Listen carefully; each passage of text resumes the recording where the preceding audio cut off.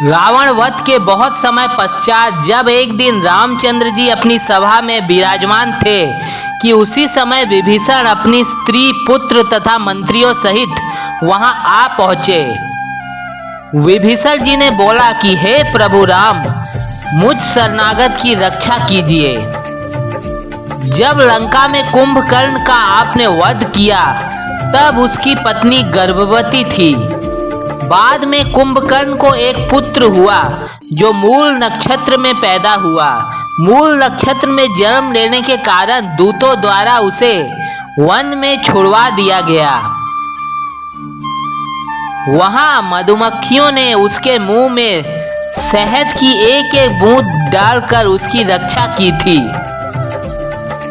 अब वह बढ़कर युवा हो गया है। जब उसने लोगों के मुंह से यह सुना कि राम ने उसके पिता तथा कुटुंबियों का नाश कर दिया है, तो उसने अपनी उग्र तपस्या द्वारा ब्रह्मा जी को प्रसन्न कर वर प्राप्त कर लिया।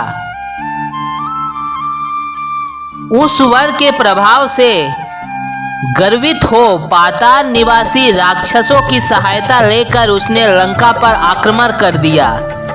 विगत 6 माह तक मैंने उसके साथ घोर संग्राम किया, परंतु उसने अंत में हमें परास्त कर दिया और लंका पर अपना अधिकार कर लिया। मैं आधी रात के समय में अपने पुत्र, स्त्री एवं मंत्रियों सहित एक सुरंग के मार्ग से निकलकर अयोध्या आपके पास भाग आया हूँ। उसका जन्म मूल नक्षत्र में हुआ है तथा वृक्षों के मूल से उसकी पालन पोषण हुई है। इससे उसका नाम मूलकासुर है। जब मेरा उसका युद्ध हो रहा था तब उसने एक बार मुझसे यह भी कहा था कि अभी तुझको मारकर लंका पर अधिकार करूंगा, फिर उस राम के पास भी मैं जाऊंगा जिसने मेरे पिता को मारकर मेरा वंश समाप्त किया है। जब मैं युद्ध क्षेत्र में राम का वध कर लूंगा तभी अपने पिता के ऋण भाग से मुक्त होऊंगा। विभीषण की इस दशा को देखकर रामचंद्र को बड़ा आश्चर्य हुआ और उन्होंने तुरंत लक्ष्मण को आदेश दिया कि हमारे देश में जितने भी राजा हैं उन सब को शीघ्र ही यहाँ बुलवा लो। फिर शुभ मुहूर्त देखकर प्रभु श्री राम ने अपनी विशाल सेना तथा लक्ष्मण आदि भाइयों सहित मूलकासुर को मारने के लिए अयोध्या से प्रस्थान किया। जब अयोध्या के बाहर आए तब लव, कुश आदि सब बालकों को उनकी सेनाओं सहित अपने साथ ले गए। उस यात्रा में समस्त सेना को श्री राम ने अपने पुष्पक विमान में बिठा लिया। मार्ग में अन्य राज्यों के राजा सुग्रीव जी अपनी वानर सेना लिए आकर मिले तो श्री राम ने उन्हें भी अपने पुष्पक विमान में बैठा लिया। फिर राम शीघ्र ही अपनी सेना के सहित लंका पहुंच गए। जब यह समाचार मूलकासुर को मिला तो वह लंका के बाहर मैदान में सेना लेकर राम जी से युद्ध के लिए आ पहुंचा। इस प्रकार 7 दिनों तक उन दोनों सेनाओं में भयंकर युद्ध होता रहा। उस युद्ध में जो वानर मरते थे हनुमान द्रोणाचल की औषधि लाकर उन्हें जिला देते थे। 8वें दिन राक्षसों की 1/4 सेना बच गई। फिर मूलकासुर स्वयं एक दिव्य रथ पर चढ़कर थोड़ी सी सेना लेकर युद्ध करने आया। इधर जब श्री राम के साथ आए सब राजाओं ने उसे स्वयं युद्ध के लिए तैयार देखा तो वो भी रणभूमि में आ पहुंचे और उन्होंने राक्षसों पर भयानक बाण वर्षा आरंभ कर दी। किंतु मूलकासुर ने क्षण मात्र में ही उन सबको मूर्छित कर दिया। राजाओं को मूर्छित देखकर राम की आज्ञा से सुमंत्र आदि मंत्री अपनी अपनी सेना सहित उस राक्षस से युद्ध करने लगे। परंतु जब वे मंत्री आदि भी मूर्छित हो गए तो कुश ने आकर मूलकासुर के साथ युद्ध किया। कुछ ही क्षणों में कुश ने अपने बाणों से मूलकासुर को उठाकर दूर फेंक दिया। वह लंका के बाजार में जा गिरा, किंतु वह तुरंत उठ खड़ा हुआ और एक कंदरा के अंदर जा घुसा। कंदरा के द्वार को बंद कर वह यज्ञ करने लगा। जब उसके हवन के धुएं को विभीषण ने देखा तो उन्होंने श्री राम से कहा कि यदि मूलकासुर का हवन पूर्ण हो गया और समाप्त हो गया तो फिर इसे कोई भी ताकत हरा नहीं सकती। उसी समय बहुत से देवताओं के साथ वहां ब्रह्मा जी पहुंच गए। ब्रह्मा जी ने श्री राम से कहा कि एक समय में कुछ ऋषि मुनियों के समीप मूलकासुर ने कहा था कि चंडी सीता के कारण ही और मेरे कुल का नाश हुआ है। तब इस बात को सुनकर एक ऋषि ने उसे यह श्राप दिया था कि जिस सती साध्वी सीता के लिए तू इस प्रकार के अपमानजनक शब्द और वचन का प्रयोग कर रहा है, उसी सीता के हाथों तेरी मृत्यु होगी। यह बात सुनकर मूलकासुर ने तुरंत उस ऋषि को मार दिया था। इसलिए हे श्री राम, उस ऋषि के श्राप के कारण यह अधम राक्षस सीता के हाथ से ही मारा जाएगा। तब श्री राम ने गरुड़ जी और हनुमान जी को आज्ञा दी और कहा कि गरुड़ तुम जाकर सीता को अपनी पीठ पर बैठाकर यहाँ ले आओ। मार्ग में यदि कोई दुष्ट विघ्न करेगा तो हनुमान तुम्हारी रक्षा करेंगे। श्री राम की यह आज्ञा पाकर वे दोनों अयोध्या के लिए रवाना हो गए।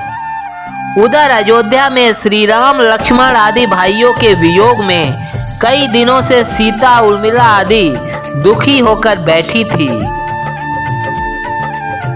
उसी समय एक दिन गरुड़ जी और हनुमान जी वहां पहुंच गए। लंका का सारा वृत्तांत हनुमान जी ने माता सीता से कह सुनाया। सभी घटनाओं के बारे में ज्ञात होने पर माता सीता गरुड़ जी पर सवार होकर लंका की ओर रवाना हो गई। साथ में हनुमान जी भी रक्षा करते हुए आकाश मार्ग से चढ़ पड़े।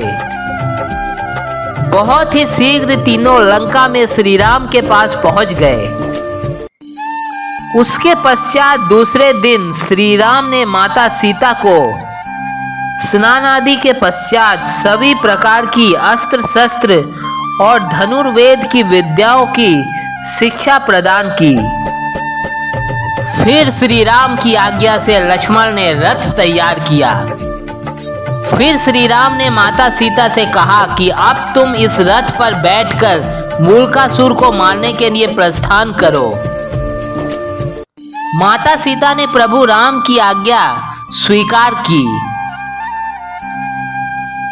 तुरंत माता सीता की देह से एक चंडी रूपी छाया निकली और वह रथ पर सवार हो गई। उसी समय राम प्रेरित वानरों ने लंका पर आक्रमण कर दिया। उसी कंदरा पर जहां पे मूलकासुर यज्ञ कर रहा था, उन्होंने मूलकासुर के हवन करने में विघ्न उपस्थित कर दिया तथा इसका समाचार भी रामचंद्र के पास पहुंचा दिया। मूलकासुर भी कुपित होकर अपने रथ पर जा बैठा और संग्राम करने लगा। सीता भी अपने सैनिकों और लक्ष्मण आदि को साथ लिए संग्राम भूमि को चल पड़ी।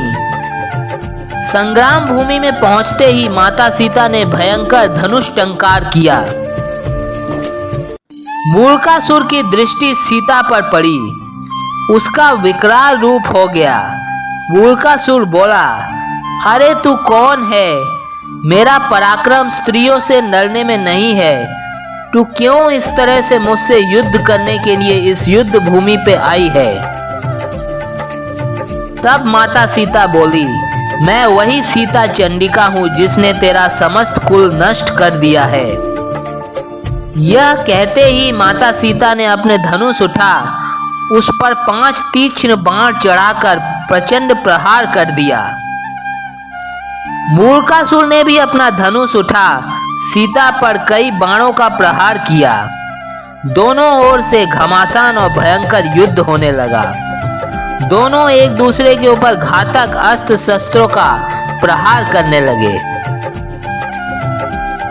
फिर 4 बाणों से माता सीता ने मूर्खासुर के रथ, जूते, घोड़े और 3 बाणों से उसके मुकुट, धनुष तथा कवच को काट डाला।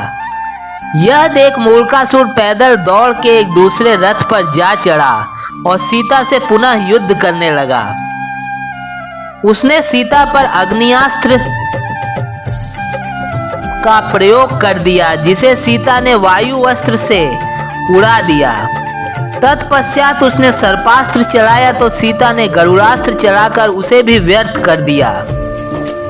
इस प्रकार सीता और मूर्खासुर में 7 दिनों तक भयंकर महासंग्राम होता रहा। इसके पश्चात सीता ने कुपित होकर मूर्खासुर के नाशार्थ अपने एक महान अस्त्र का प्रयोग किया, जिससे पृथ्वी कांपने लगी और समुद्र में ऊंची ऊंची लहरें उठने लगी। दिशाएं धुआं से घिर गई। उसी समय चंडी रूप धारिणी सीता के उस महान अस्त्र ने मूर्खासुर के सिर को काटकर उससे शरीर से अलग कर दिया। साथ ही उसके कटे हुए धड़ को लंका के राजद्वार पर ले जाकर पटक दिया। यह देखकर दैत्यों में हाहाकार मच गया। सब इधर उधर भागने लगे। देवतागण प्रसन्न हो आकाश में दुमदुबी बजाने लगे। वे अपने विमानों में बैठे हुए आकाश में आ गए और रामचंद्र तथा सीता पर सुंदर पुष्प बरसाने लगे। सीता की चंडी रूपी छाया पुनः माता सीता के स्वरूप में विलीन हो गई।